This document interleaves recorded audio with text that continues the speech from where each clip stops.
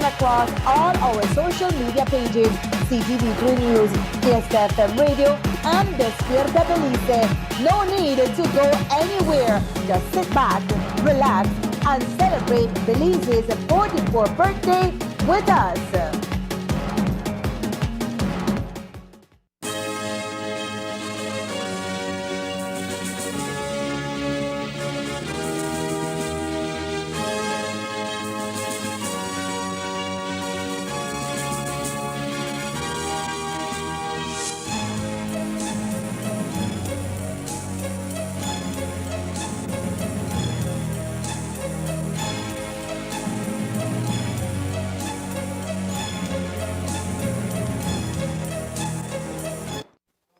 Good evening. With your newscast, also simulcast on Fiesta FM 106.7, I am Jaden Games.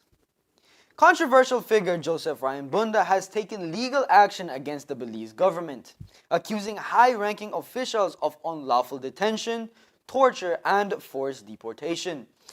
Bunda, who initiated the lawsuit, targets several top government and police officials, alleging they violated his constitutional rights when he was removed from Orange Walk and ended up in Arenal, where he was detained by Guatemalan authorities and placed behind bars. Of note is that Bunda was a wanted man in Guatemala after he escaped from a hospital. This is after he was sentenced to more than 30 years in prison for several crimes committed in that country, including kidnapping. The legal complaint names 11 defendants, including Belize's Minister of National Security, Karim Musa, the Attorney General, the Commissioner of Police, Richard Rosado, and several senior police officers. Bunda alleges that these officials violated multiple sections of the Constitution of Belize, including his rights to liberty, protection of the law, freedom of expression, and protection from torture. The lawsuit, titled A Notice of Motion for Constitutional Relief, requests the court to declare his detention, alleged torture, and expulsion to Guatemala as unlawful acts. It also seeks orders compelling the Attorney General to facilitate his safe return to Belize through diplomatic and legal channels.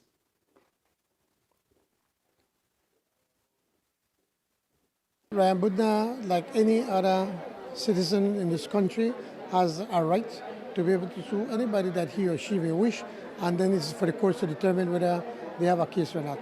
His lawyers are asking for him to be brought back to Belize. Well, I don't know how you can do that. I don't know if Guatemala would be prepared to bring him back to Belize. So if they want to go to the Guatemalan Supreme Court and make a case there, then that's up to them.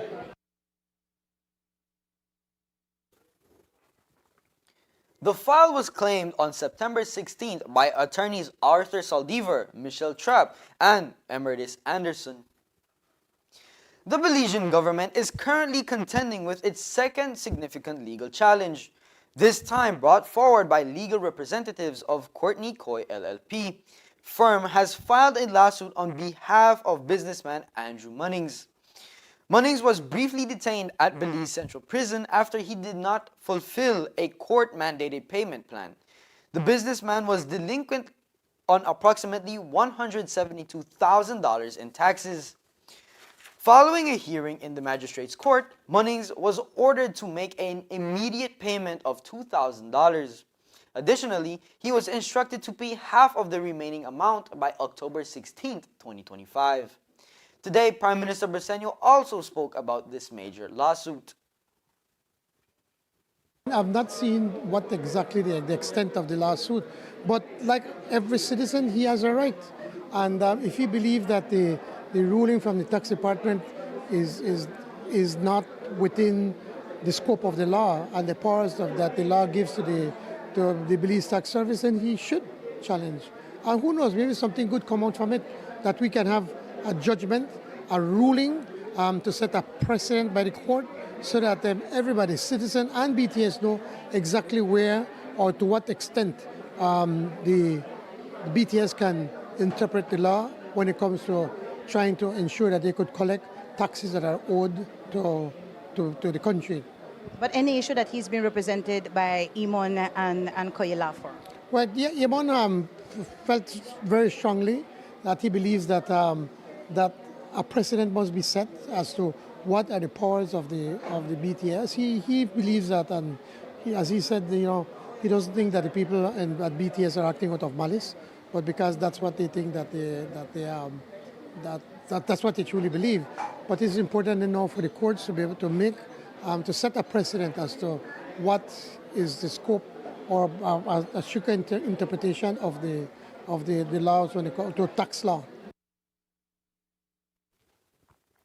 The alleged abduction of Joseph Bunda in late August continues to make headlines. Earlier this week, it was confirmed that Bunda has filed a lawsuit against the government of Belize and several officials, following his return to Guatemala where he is serving a prison sentence.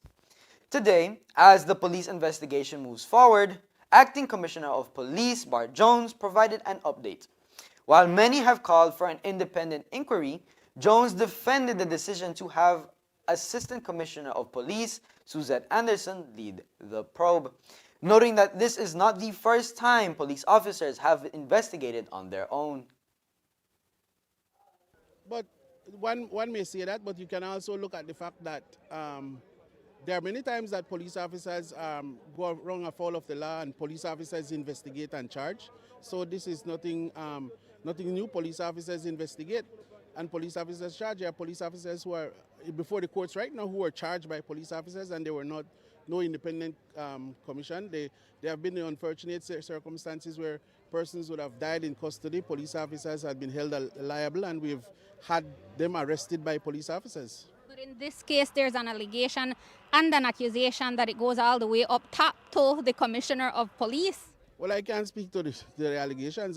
There are allegations running all around, and in fact, there were allegations that were circulating on social media yesterday that Dr. Rosado was in Bella Vista and when he was not. So I would not speak to the allegations, but we'll just someone taking a video. The end of the investigation and see where it goes. Concerns have circulated on social media about the credibility of the investigation, with some alleging that key evidence, including the video footage of the alleged kidnapping, may have been deleted. Jones dismissed the speculation but pledged full transparency.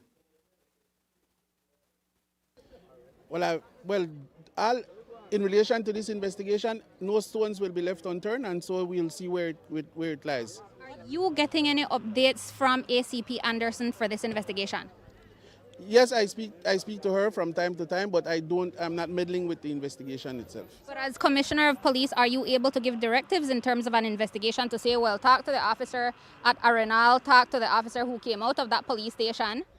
But let's see, Assistant Superintendent, Assistant Commissioner Anderson is a seasoned police officer, a seasoned investigator, and even from the media you would have said that she has an impeccable reputation, and so there's no need for us to be watching every step of her in terms of the investigation, but certainly the Office of the Commissioner of Police instructs on all investigations from time to time. So that is the concern right there. While she might have an impeccable record, the concern is that because Mr. Rosado remains the Commissioner of Police, he can instruct, he can intervene, and he can interfere. What's your thoughts on that? Well, I don't think so, because since he has been away, he has not, as far as my knowledge, has not interfered with any, not that investigation or any policing activity he has not interfered with since he has been on leave. So have you know that a case is being brought against it's not the police department, actual officers, specifically in the case of that officer who would have come out of the police station? Are you looking at him failing in his duty in responding to help a citizen in distress? Well, as I said again, the investigation is going to cover all those things, whether or not police officers reneged in their duties, that will be looked at as well, and so we need to just wait until the end of the investigation to see what happens. Senator Christopher Coy is set to step down from his position as Minister of State within the Ministry of Finance, marking a significant change in the current Briceño administration. The announcement comes just 7 months after Coy rejoined the government following the People's United Party's decisive victory in the March general elections. Up until today, details surrounding Coy's departure remained undisclosed. That changed today, however, when Prime Minister John Briceño explained the reasons behind Coy's exit. If you notice, Minister Coy was the last one that we appointed into the cabinet. And the reason was because of this very same thing, because he said, I can only stay for a short while. I was trying to encourage him to stay for longer. And, and he had to be able to talk not only to his family, but to his law firm, to the partners in his law firm, as to how best he can do that. And that took a few more days, and that's why he was the last one to be sworn in. So this is no surprise. He said already, I knew from back then that September is the end date. I just met with him briefly yesterday. His last day will be at the end of the month. But as he pointed out to me and has said it to a number of people, he will still remain active in the government, not necessarily as a minister. He will remain as a senator, but he will also do work for the government. He will still be advising me on issues of when it comes to finance and help me with some of the issues from energy to the budget and some other things that he'll be able to do without having to be a full-time minister, just like Eamon Courtney. Senator Courtney is the leader of government business. He's our senator. He and I work on many issues, many pressing issues, but without having to be in cabinet because he also has to be working in the law firm. As mentioned by Prime Minister Briceño, Coy will remain as senator. Police Constable Karen August tragically passed away today at the Carl Huchner Memorial Hospital, KHMH, after being involved in a hit and run on the George Price Highway. The San Ignacio-based officer was severely injured in that crash that took place between miles 69 and 68 on Sunday, September 7th. At the time of the incident, August had just finished her shift at the Contiki substation and was en route to her home in Sokots village. According to reports, the collision caused August to be thrown into a roadside ditch, resulting in injuries to her forehead, hands, and deep lacerations to her left leg.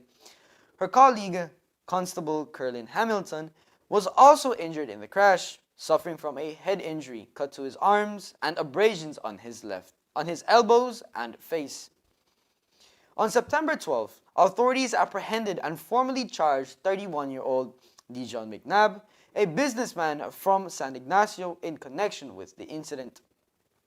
McNabb faces multiple allegations, including negligent grievous harm, negligent wounding, driving without due care and attention, failure to stay as close as possible to the right side of the road, failure to stop and render aid, and failure to report an accident.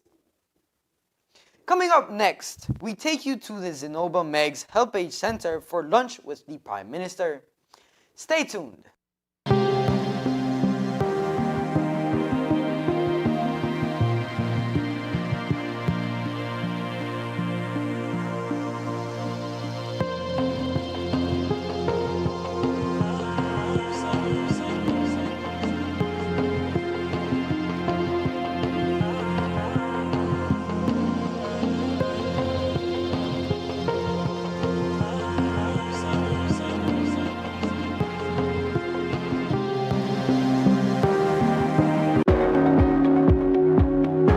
The new designs for Belize's new banknotes have been revealed. But why are only 2 national figures featured on the banknotes? The individuals honored on our new banknotes have received Belize's highest distinction, the Order of the National Hero. As of January 2025, only 2 persons have been awarded this title. The Right Honorable George Cadle Price, regarded as the father of the nation, who was the first Prime Minister of Belize and renowned leader in our road to independence, and the Honorable Philip Stanley Wilberforce Golson, one of the longest-serving members of the House of Representatives, known for his unwavering stance on protecting and preserving Belize. By featuring these heroes, we honor their invaluable contributions to the development of our nation. New look, same value, heroes' legacy. Learn more at www.centralbank.org.bz. A message from the Central Bank of Belize.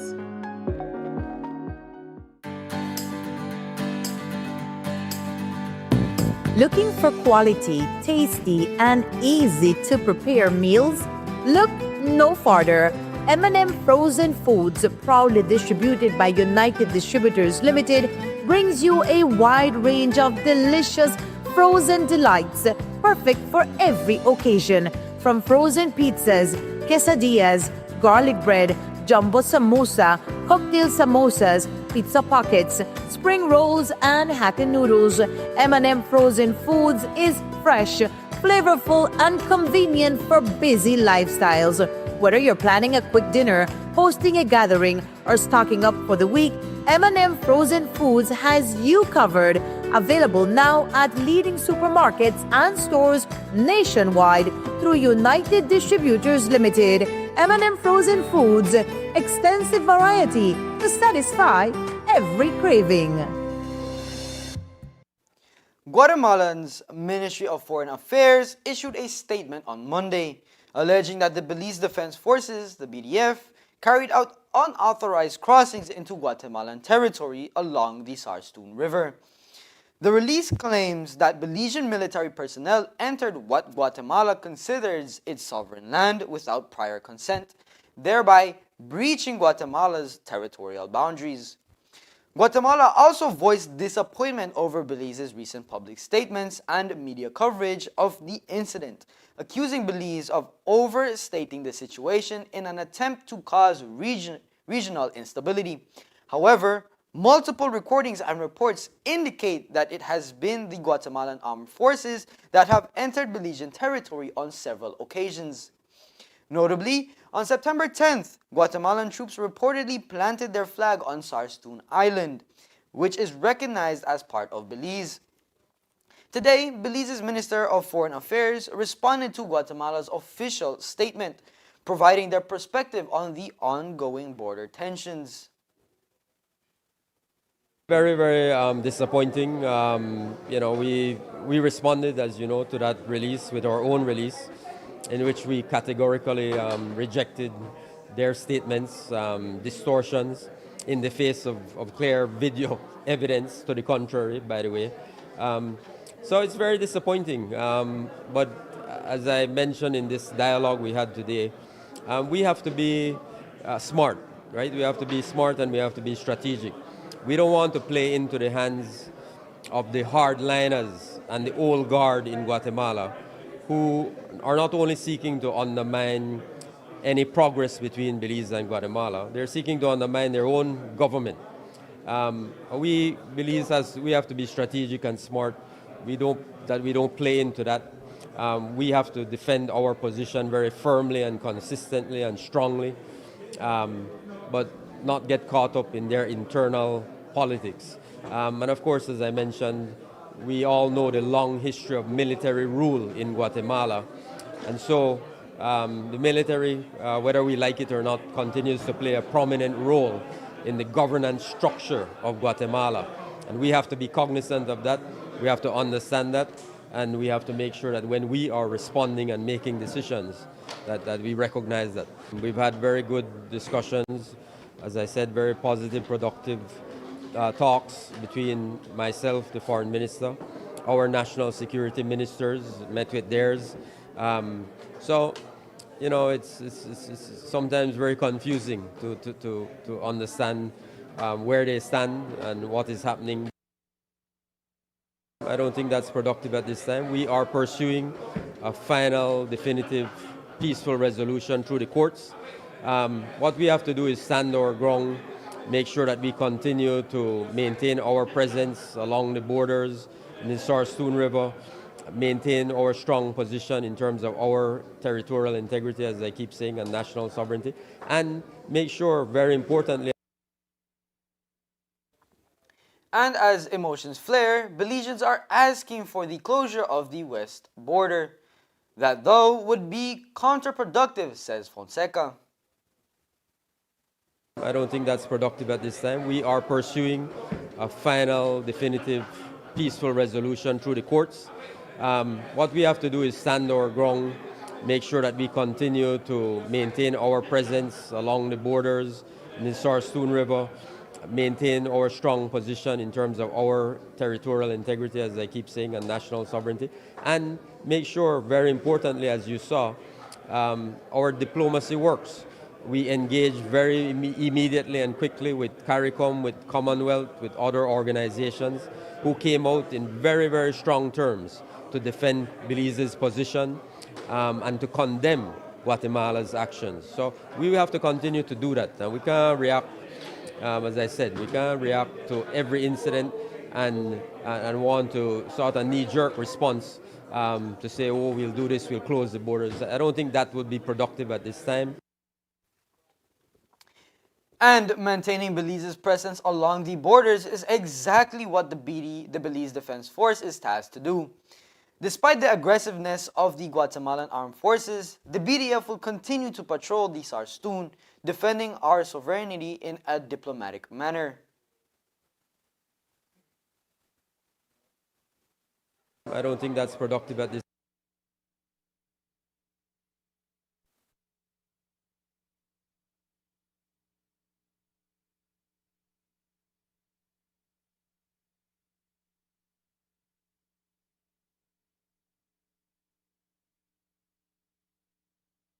We've always maintained that the Sarstoon, the midway point of the deepest channel of the river, that's the point that separates Belize and Guatemala. That has always been a part of the family history. Even the Guatemalans, all these years have been respecting that. They see on one side, we see on the other side. But I suspect that as we come closer to an actual oral hearing of the ICJ, they are trying to be kind of more aggressive in the area, trying to claim as if that would make any difference. That makes absolutely no difference in the case. And the BDF will continue to patrol. We're going to continue to insist that this is part of the Sarstoon River belongs to Belize. And I continue to express my great admiration for the professional behavior of the BDF. They have acted with the utmost professionalism, ensuring to protect Belize, but at the same time not create even a bigger crisis in the area. God forbid, and if somebody were to get shot, then that would change the whole dynamics. And as you know, we are 400,000, there are 18 million people. So we have to walk that fine line, but we continue to maintain our position. While Guatemala's Ministry of Foreign Affairs is playing hardball, blaming Belize for the recent confrontations at the Sarstoon, Guatemala's President Bernardo Arevalo, while defending his country, is doing so in a diplomatic manner. According to Arevalo, despite the recurring incidents in the Sarstoon involving security forces of both countries, largely due to the fact that there is no resolution to the territorial dispute, there must be a control of the situation. Today we asked Prime Minister John Briceño to comment on Arevalo's diplomatic tone. But he was the one at the United Nations last year who used Belize and Guatemala as an example where two countries can meet and discuss their referendum peacefully, and to be able to go to say, we're going to the International Court of Justice for them to decide who is right and who is wrong and where the lines, the boundaries supposed to have been or to be. President Arevalo is under intense political pressure in this country. Nobody expected him to win. So, and he came from nowhere because I think he represents something different in Guatemala, somebody that wants to buck the system, that wants to change things, that wants to make things differently. But he's under pressure and, he has the political challenges they have to face. But I still have faith in him that he will continue to do what is right, and that whenever we get this ruling at the ICJ, that he will encourage or he will ensure that Guatemala abides by that ruling. Brigadier General Azariel Loria, commander of the Belize Defense Force, today also addressed recent confrontations between BDF soldiers and members of the Guatemalan Armed Forces in the Sarstoon area. General Loria confirmed that the incidents occurred on the Belizean side of the river, stressing that BDF personnel were simply carrying out their duty to defend their country's sovereignty and territorial integrity. The 1859 treaty, which says that we are to patrol the Sarstoon River, the deepest channel, and that is what we are doing.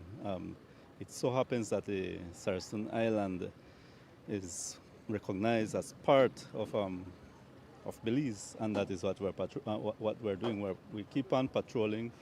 That is what the Ministry of National Defense and the government of Belize they are requesting from us to continue to conduct that kind of operations and to be respectful over to the Guatemalan side in the Apostadero Naval with the Guatemalan Armed Forces. And we keep on patrolling.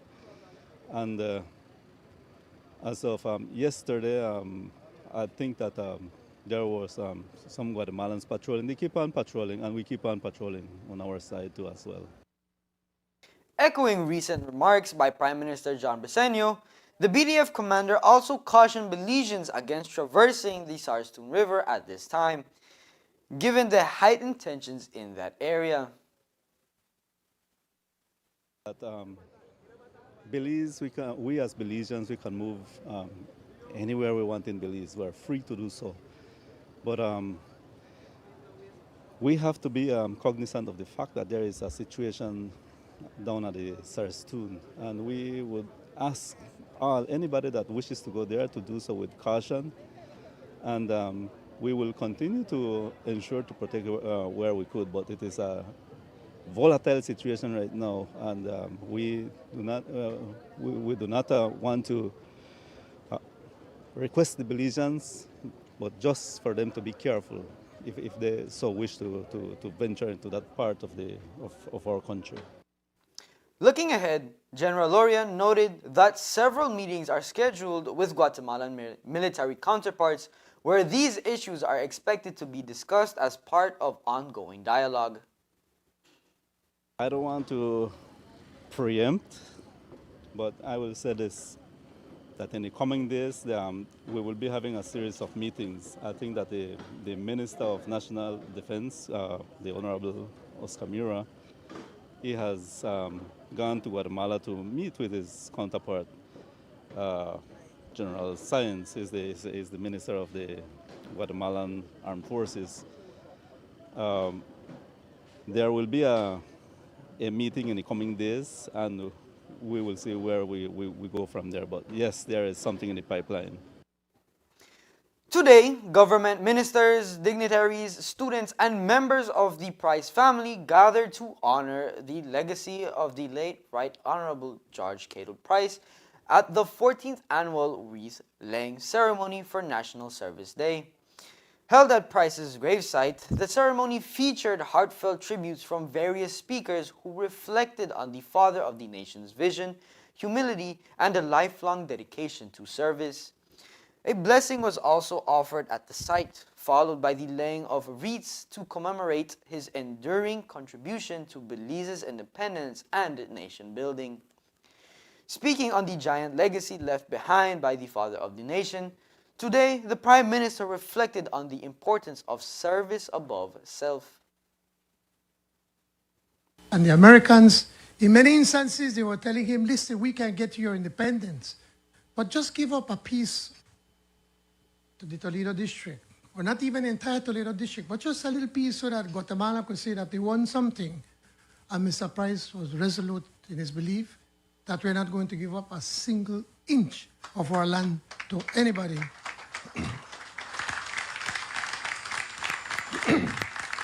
So we could have gotten independence way before 1981. But he said no. He had this vision of having a Belize that belongs to Belizeans. And I know that many instances some people are saying, well, Why is it that we did not get into the tourism industry way before, than in the, I think more around the mid-80s that we started pushing the tourism in Belize? And his idea was to say, let's ensure that we can get our people to be able to, let's prepare our people for this kind of development. Let us ensure that whatever industry can come in to this country, that Belizeans can participate. His idea wasn't for us to be the gardeners or the ones that fix the beds or the ones that, that would be washing the dishes. I know they put me to wash dishes at home. I volunteer. I enjoy washing dishes. But he wanted us to be more than that. He wanted us to be the true owners of this country. Could you imagine what would have happened if we'd have opened up Belize way back from the 60s? Probably all of us will be service or servants to others that have the money, have the technology, and have the know-how to get things done. National Service Day, observed annually on September 19th, encourages Belizeans to follow Price's examples by giving back to their communities through acts of service. After taking part in the 14th annual wreath-laying ceremony for National Service Day in honor of the Right Honorable George Cato Price, Prime Minister John Briceño headed back to his hometown Orange Walk, where he served lunch to the members of the Sinoba Megs Help Age Center. The initiative served as part of the activities lined up for the National Service Day for the Orange Walk Central constituency. This year, I think that we wanted to do something extra special, to be able to spend some time with the elderly in the community, many of them that knew George Price personally. And so we felt that maybe we should take that time out today to be able to bring them over, give them something to eat, and we're going to be raffling some prize, if you could look over there, that we want to share with them. And so we felt that this probably could have been the best thing we can do, to recognize our elderly and to appreciate the work that they have done. And as they get ready to leave this earth, to show them some sort of appreciation from myself and from the executive of the PUP in Orange Walk Central. I'm sure it's something that they did not expect, being able to have lunch with the Prime Minister and for the Prime Minister to serve them lunch. Well, a number of them were saying that, and I tell them, guys, well, know if I'm small, so it's no big deal. They said, but no, you're the Prime Minister. I said, I am still that same person. I live in Orange Walk. I've lived all my life here. Someday, maybe, who knows, I'll be able to sit around that table, if God spare me the life, around them with other people like myself of my generation, and to spend time together. So it's not a big deal from my end, but for them it is, and I appreciate that that they feel happy, and in many ways say honored that I'm sitting them with them. I'm sitting around a table with them, eating and talking to them and joking with them and talking about when they were much younger. There is more news after the break. Stay tuned.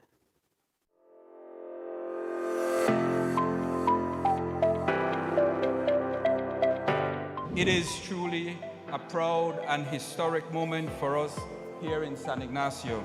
It gives me great joy to welcome you all to the official opening of the very first wooden basketball court in our community. The cost of the project in completion was about $200,000. Honorable Mala was willing to assist us with this project. This is a huge, huge investment for us. There can be serious development through sports, especially if the right foundation, having the right facilities are in place. Then the programs follow. We can't put the carriage front of the house by having the programs, but we only have outdoor facilities. Belize rain 6 months out of the year, and having outdoor facilities is just not enough.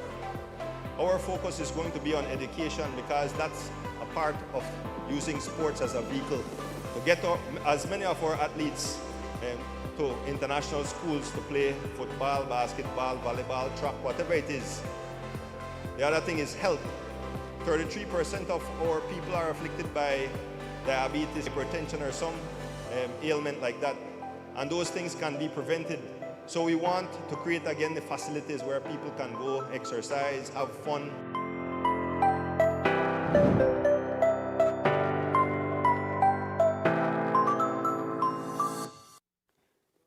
Visiting Secretary General of the Organization of American States, OAS, Albert Ramdin, today concluded his official visit to Belize as part of Diplomatic Week. During his stay, Ramdin met with Prime Minister John Briceño and visited the adjacency zone along the Belize-Guatemalan border, where he received a full briefing on recent activity in the area.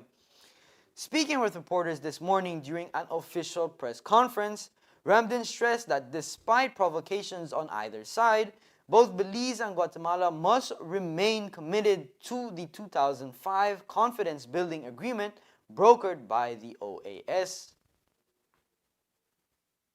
Let me start by complimenting both governments from Guatemala and Belize for agreeing to such an arrangement of an adjacency zone since 2000. This year, 25 years of service and assistance of the OAS to both countries. It is certainly an example of how countries can manage their border issues, territorial referendums. In terms of our activities in the adjacency zone, those are well described what needs to be done, and indeed the investigation of complaints, incidents, and so on is taking place. I have not been reported that over the past years it has become difficult. It's not an easy exercise, but we have a committed team of members of the adjacency zone. They are committed. They are really working hard to not only investigate but also report, and those go to both governments. Recently they have acquired equipment to do better and more precise work in terms of location and so on. So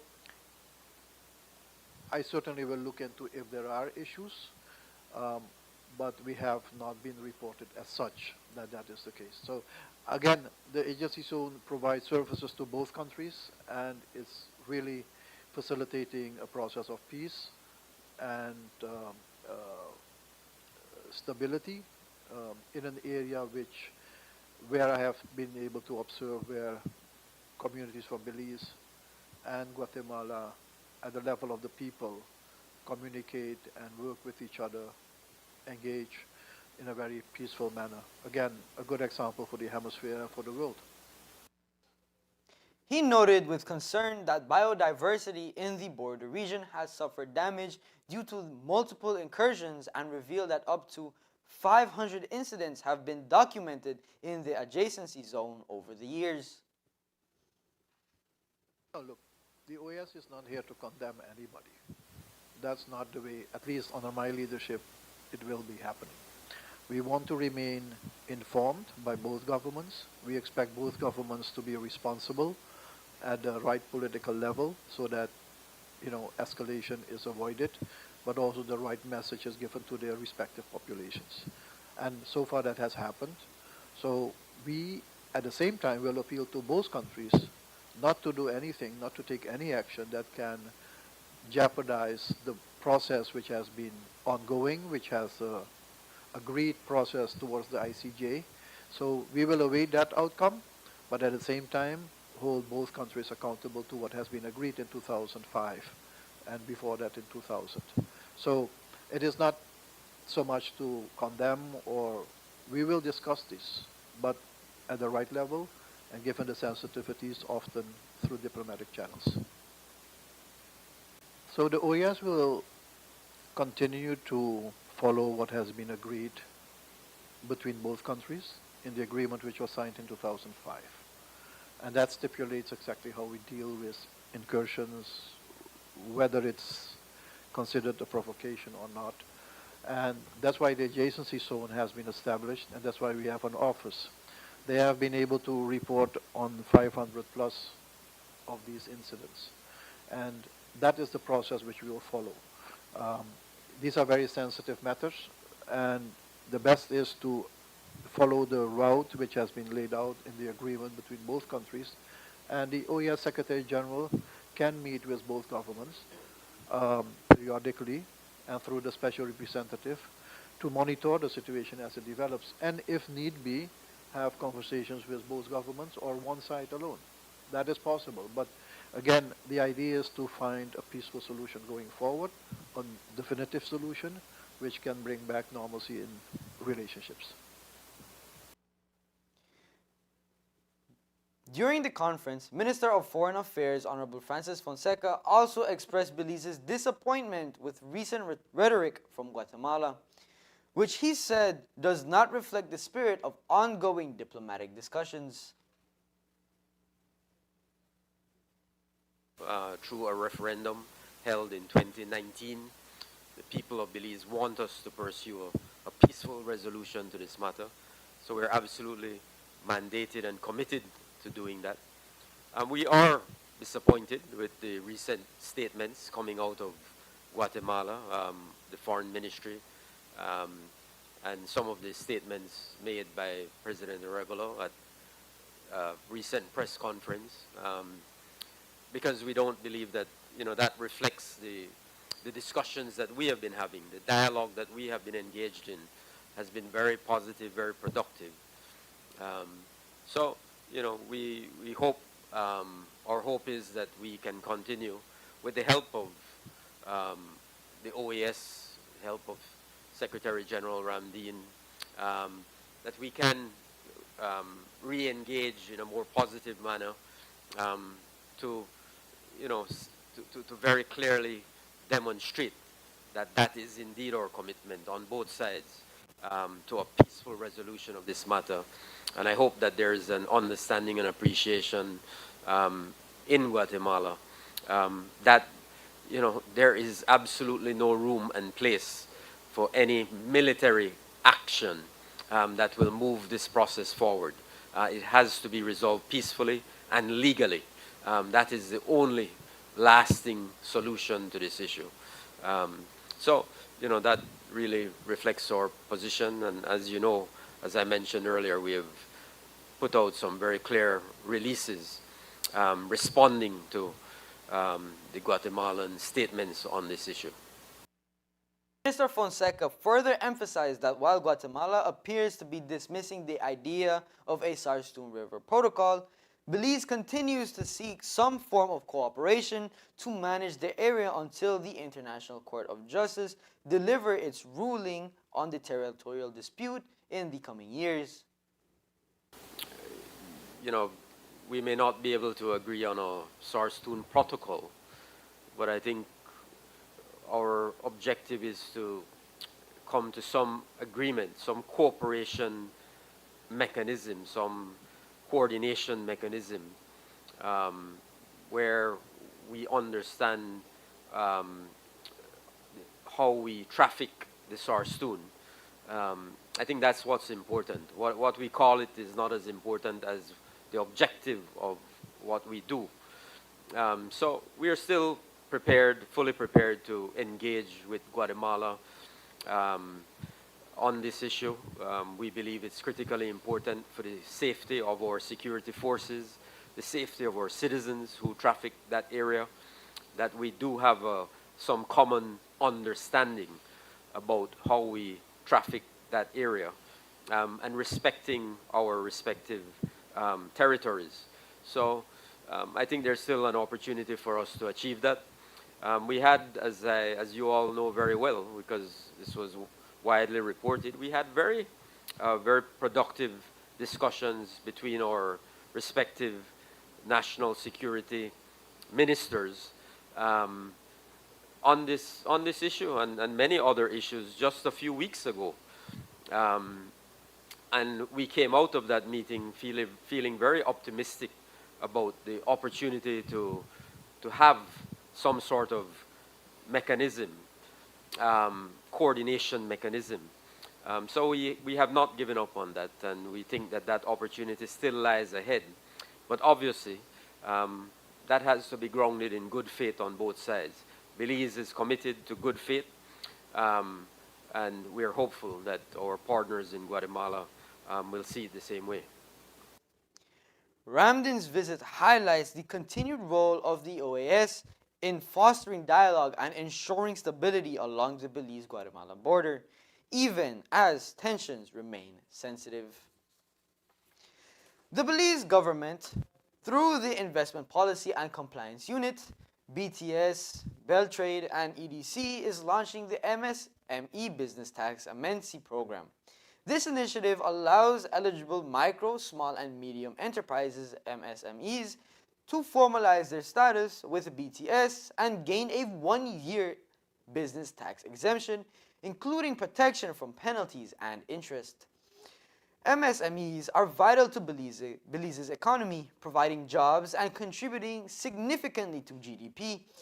Many operate informally, limiting access to resources and markets. Formalization through this program aims to boost their growth and integration into the economy. Businesses that are MSMEs or have registered with BTS since 2023 can apply by October 29, 2025. Certain sectors such as gaming, real estate, and petroleum are not eligible. Businesses that conduct the following activities shall not be eligible under the Fiscal Incentive MSME Business Tax Amnesty Program.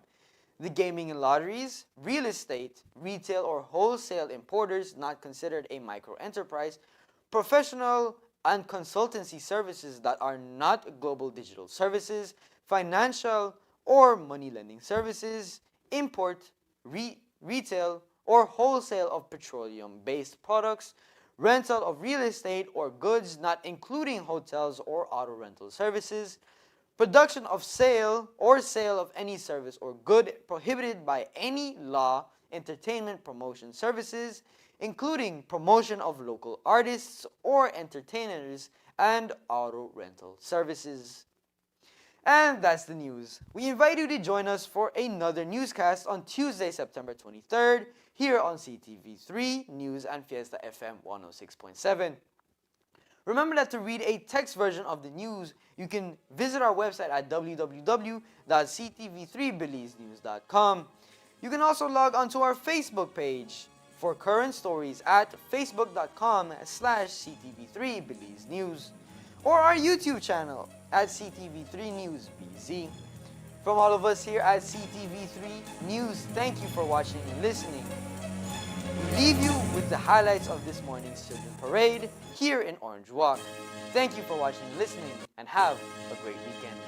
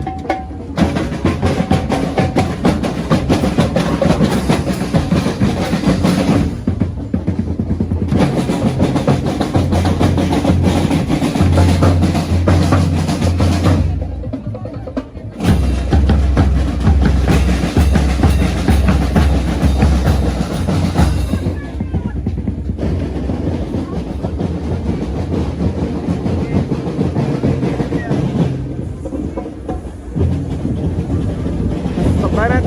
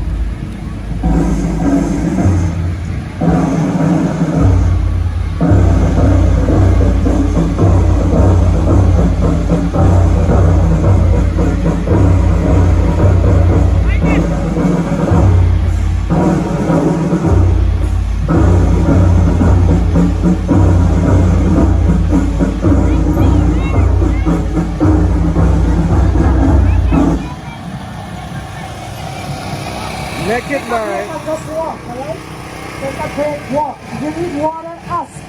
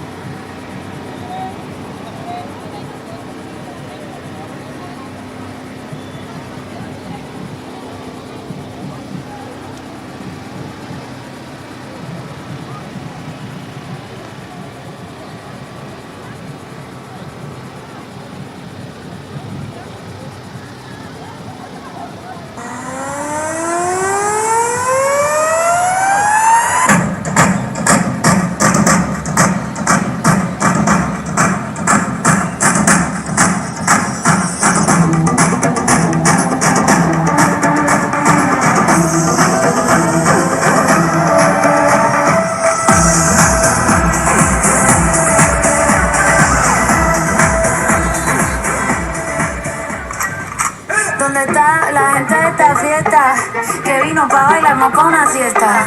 A ver los que están en esta esquina, no quiero a nadie calentándome la silla. Los de aquí de la derecha. A ver mi doña, parece esa mesa. Y un saludo para la tía favorita que está en la cocina, dame una vueltita.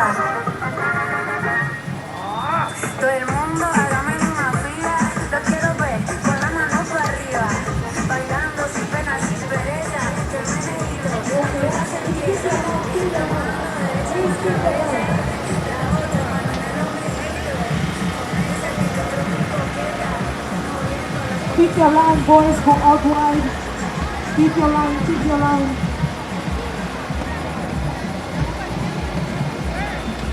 Girls, slow down. The boys have to catch up.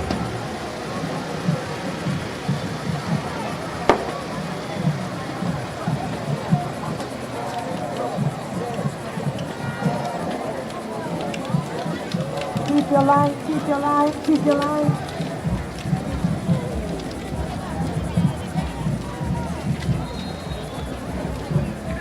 All right. We got one more stretch, guys. We got one more stretch. Get ready. One more stretch. Wait.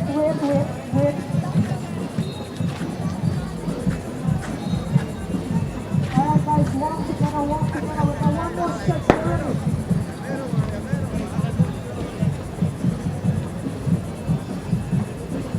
Now one more stretch. Get ready.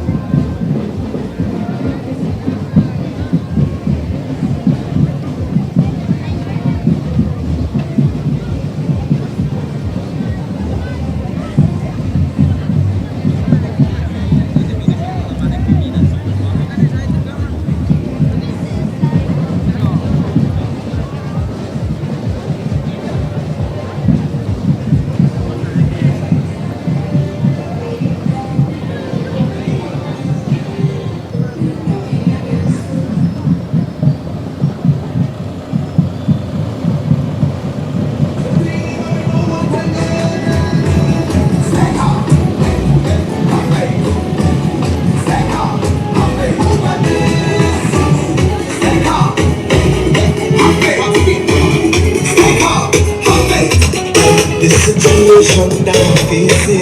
It's like a triumph, and I wonder if I make it. Oh, Jesus, help me with my faith. I really must admit what I am. I'm shaking. Jesus, help me.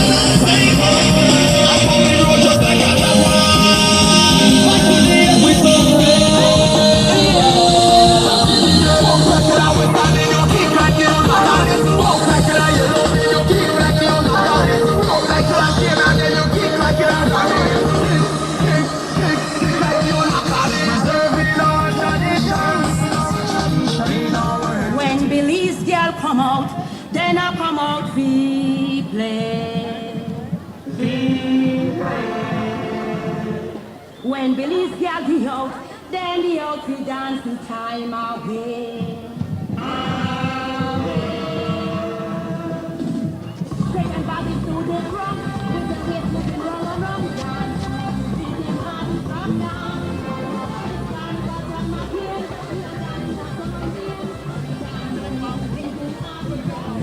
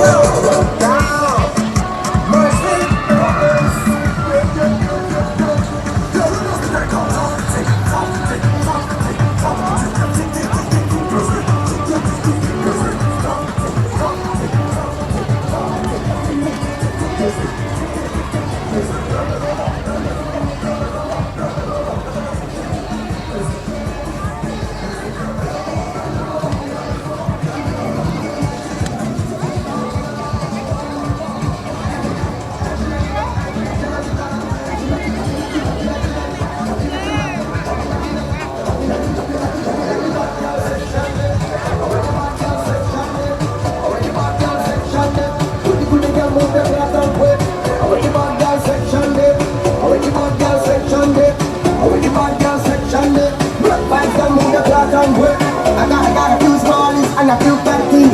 So you know the road I get fatty. Small is a feel the enjoyment. Fat king them full of excitement. So me look